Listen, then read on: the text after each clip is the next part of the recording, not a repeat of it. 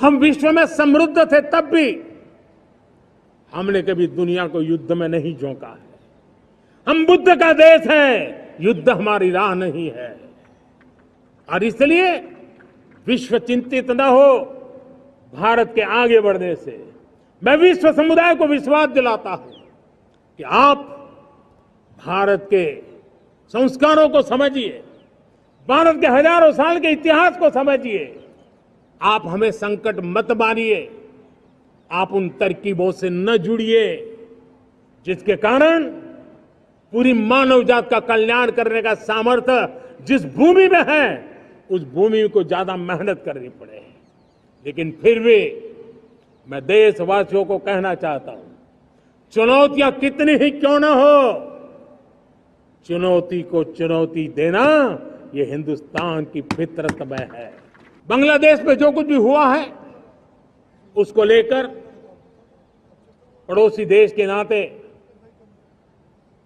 चिंता होना, मैं इसको समझ सकता हूं।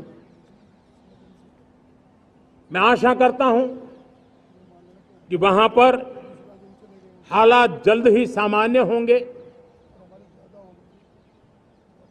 खास करके 140 करोड़ देशवासियों की चिंता कि वहां हिंदू, वहां के अल्पसंख्यक, उस समुदाय की सुरक्षा सुनिश्चित हो।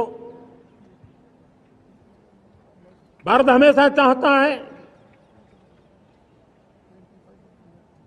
कि हमारे पड़ोसी देश सुख और शांति के मार्ग पर चले।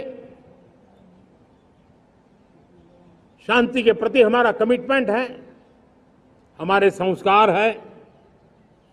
हम आने वाले दिनों में बांग्लादेश की विकास यात्रा में हमेशा हमारा शुभचिंतन ही रहेगा, क्योंकि हम मानव जात की भलाई सोचने वाले लोग हैं।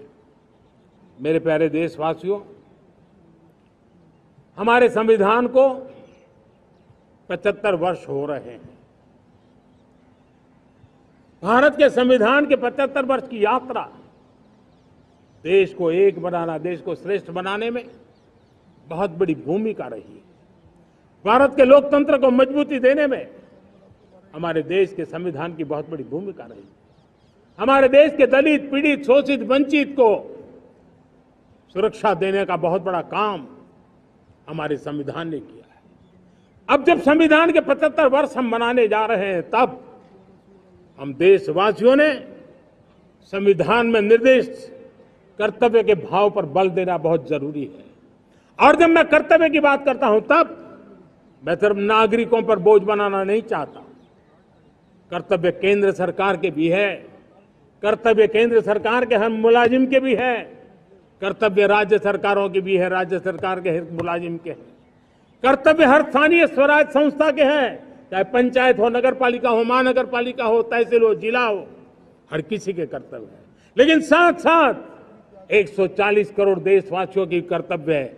अगर हम सब मिल करके अपने कर्तव्यों का निर्वाह करेंगे तो हम अपने आप औरों के अधिकारों की रक्षा करने के लिए निमित्त बनेंगे। और जब कर्तव्य का पालन होता है तब अधिकारों की रक्षा निहित होती है, उसके लिए कोई अलग से प्रयास करने की जरूरत नहीं पड़ जाती है।